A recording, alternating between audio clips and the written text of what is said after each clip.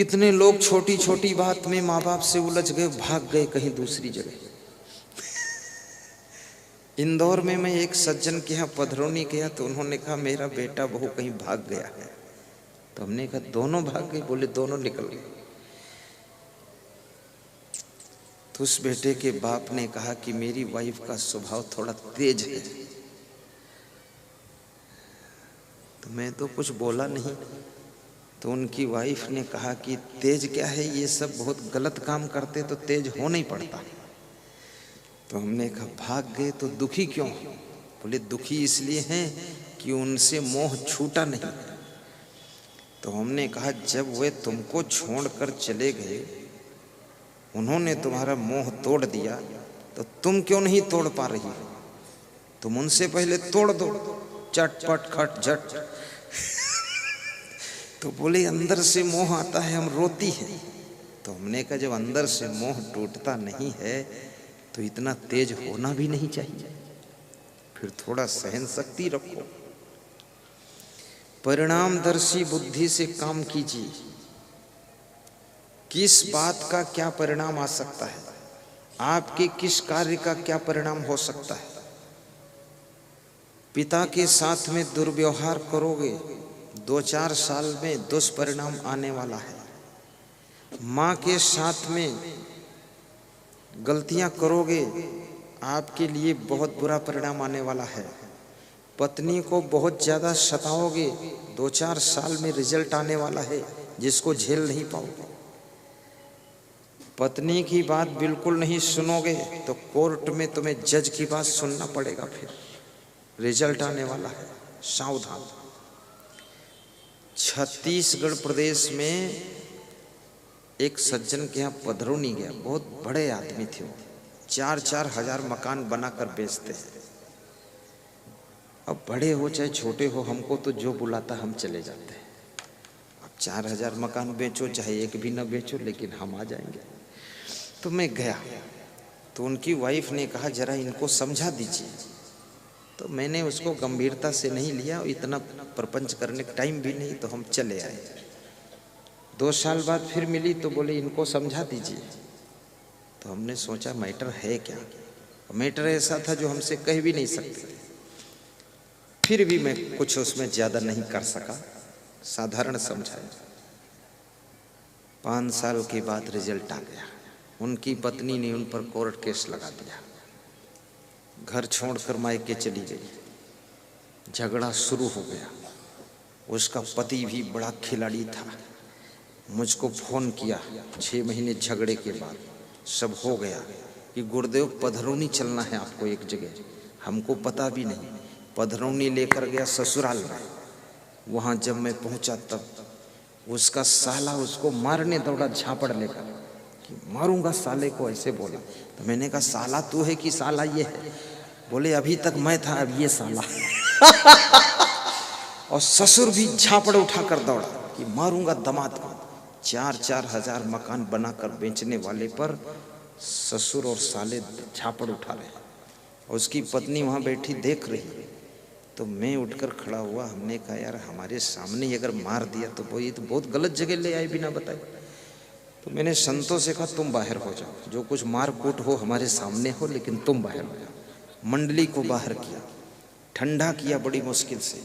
1 घंटे समझाया, ज्ञान दिया, मामला साइलेंट हुआ। उस दिन पहली बार उसने 3100 रुपया दान दिया, नहीं तो बस थोड़े दान देता था। अगर वो साला लोग झापड़ ना उठाते तो वो भी नहीं मिलता वो मिला। बड़ी दूर तक विदा करने आया। मैटर तब वहां खुला। मैटर क्या मैटर था? वो पेट्रोल पंप का मालिक भी था। अपनी पेट्रोल पंप से 3 लीटर पेट्रोल चुरा कर एक मुस्लिम लड़की के घर देने जाता था। उस मुस्लिम लड़की को अपने यहाँ सर्विस में रखा था और उसके साथ में गलत संबंध कर लिया। और पत्नी इस बात का विरोध करती थी, मानता नहीं था। तो मायके जाकर कोर्ट केस कर दिया, दिमाग ठिकाने आ गया। फिर बहुत मुश्किल से मैंने कहा उस लड़की को नौकरी से छुट्टी दो। जो तुम्हारा मैनेजर है उसको नौकरी से निकालो, और जितने इस सर्कुलेशन में जुड़े हैं उनको सबको गेट आउट करो, अन्यथा आपकी दुर्दशा होगी सलाखों के पीछे, ये समझ लेना।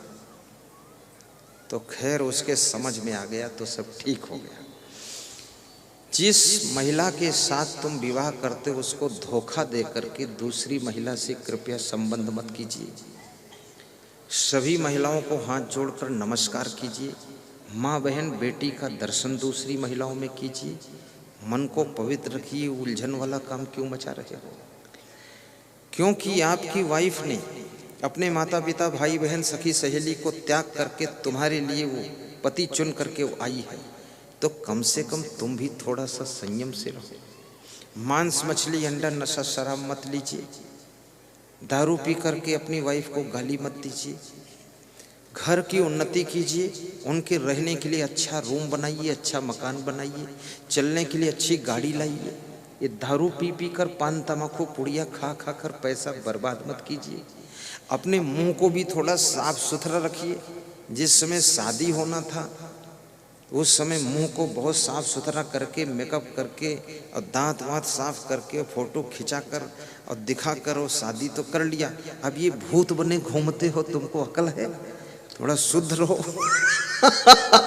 हाँ, ये तो ऐसे हो गया जैसे पुलिस में भर्ती होने के पहले पुलिस के लोग बहुत व्यायाम करते हैं, लंबी दौड़, ऊंची कूद, लंबी कूद सब लगाते हैं, और एक बार भर्ती हो गए तो फिर पुलिस के लोगों का शरीर फिटनेस कहाँ रहता है?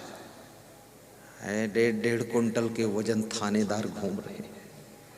हाँ, वो बदमाश को पकड़ पाएगा? खुद ही गिर जाएगा नीचे। हाँ, इसलिए पुलिस लाइन में हर वर्ष फिटनेस परीक्षा होनी चाहिए, बॉडी की फिटनेस।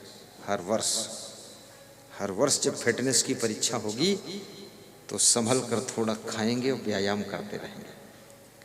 क्योंकि बदमाश अगर दौड़े तो पुलिस का मतलब है उसको रपटा के पकड़ सको। अब तुम रपटाओगे क्या जब तुम इतना भारी खुद हो गए हो, पेट भी बहुत बड़ा हो गया है। फिटनेस रखना जरूरी है। ऐसा बहुत सारा काम है। शरीर को ठीक रखो, साफ सुथरा रखो, अच्छे रहो और गुणवान बनो। एक सज्जन कह रहे थे कि मैंने जो फोटो देख करके विवाह किया और जब पत्नी आई तो उसमें कुछ दूसरा ढंग दिखा। तो हमने कहा तो फोटो को माथे से लगा लिया करो, धन्य है फोटो।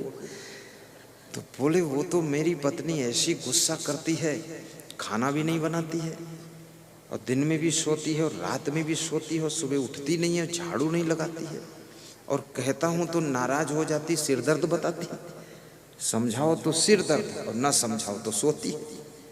अब क्या करूं? तो हमने कहा ठीक है, अब निभा लो, क्या करोगे? सत्संग में ले आओ, सुन ले, थोड़ा सुधर जाए। घर में कोई ऐसा काम ना कीजिए जो दूसरों को कष्ट हो, और इस शरीर से मेहनत कीजिए ताकि ये बीमार ना हो। इस शरीर से मेहनत नहीं करोगे तो बीमार बहुत रहेगा, और ज्यादा खाओगे तो कभी स्वस्थ नहीं रहोगे, और कम खाओगे तो कभी बीमार नहीं होगे, और बिल्कुल नहीं खाओगे तो जिंदा भी नहीं रहोगे। इसलिए थोड़ा खाओ भी।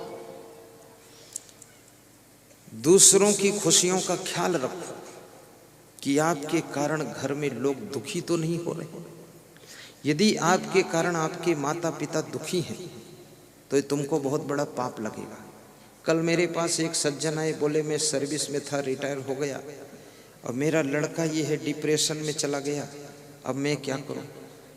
तो मैंने उनके लड़के से कहा तुम फालतू ढोंग मत मचाओ, डिप्रेशन ऑपरेशन से निकलो, बाहर काम करो। तो बोला पेट में दर्द होता है। हमने कहा जब हिलोगे डुलोगे नहीं तो दर्द तो होगा ही, काम करो सब ठीक हो जाएगा।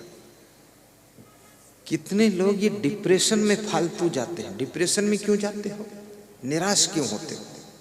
निराशा मृत्यु का दूसरा नाम है। निराश हुआ व्यक्ति मरे हुए जैसा हो जाता है।